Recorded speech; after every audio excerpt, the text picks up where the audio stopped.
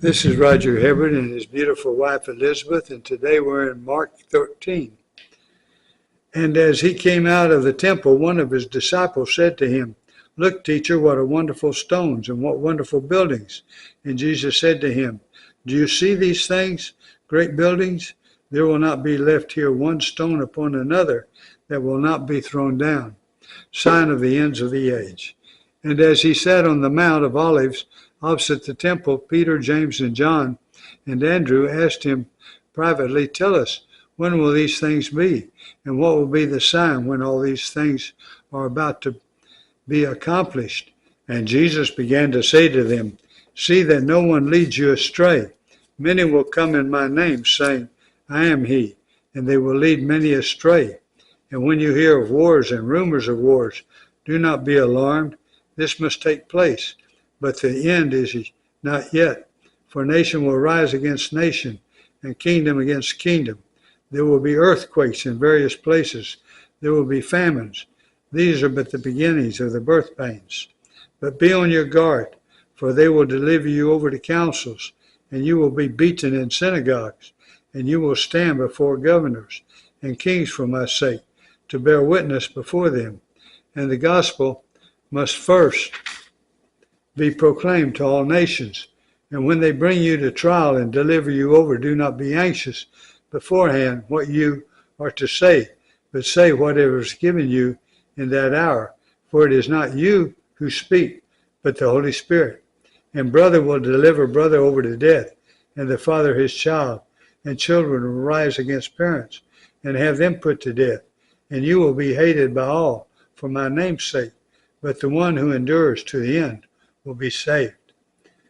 The abomination of desolation. But when you see the abomination of desolation standing where he ought not to be, let the reader understand, then let those who are in Judea flee to the mountains. Let the one who is on the housetop not go down, nor enter his house to take anything out. And let the one who is in the field not turn back to take his cloak. And alas, for women who are pregnant, and for those who are nursing infants in those days. Pray that it may not happen in winter, for in those days there will be such tribulation as has not been from the beginning of the creation that God created until now, and never will be. And if the Lord had not cut short the days, no human being would be saved. But for the sake of the elect, whom he chose, he shortened the days. And then if anyone says to you, "Look, here's the Christ," or "Look, there he is," do not believe it. For false Christs and false prophets will arise and perform signs and wonders to lead astray, if possible, the elect. But be on guard, I have told you all these things beforehand. But in those days after that tribulation, the sun will be darkened, and the moon will not give its light, and the stars will be falling from heaven, and the powers of the heavens will be shaken.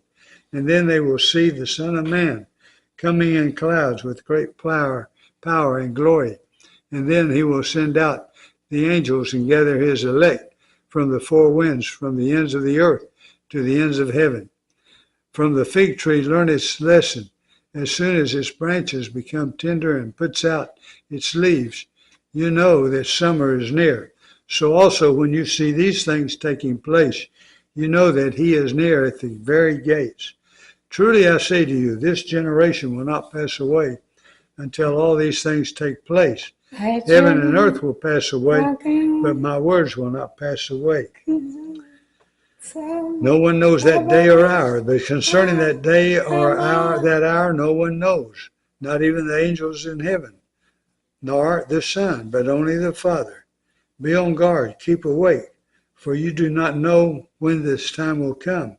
It is like a man going on a journey when he leaves home and puts his servants in charge, and each with his work, and commands the doorkeeper to stay awake. Therefore stay awake, for you do not know when the master of the house will come, in the evening or at midnight, or when the rooster crows, or in the morning, lest he come suddenly and find you asleep. And what I say to you, I say to all, stay awake.